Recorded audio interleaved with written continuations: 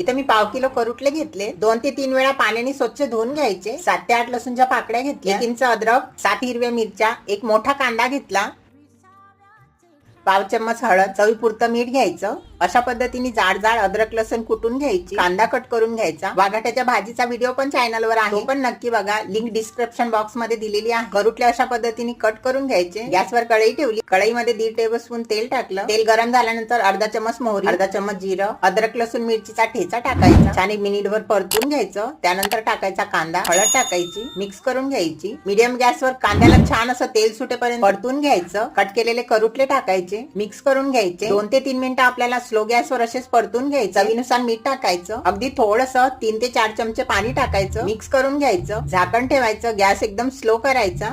5 ते 6 मिनिटं एकदम कमी गॅसवर शिजवून घ्यायचे। करुटले पण बघा मस्त शिजले। आणि हा व्हिडिओ आवडला असेल तर लाईक आणि चॅनलला सबस्क्राईब करायला विसरू नका।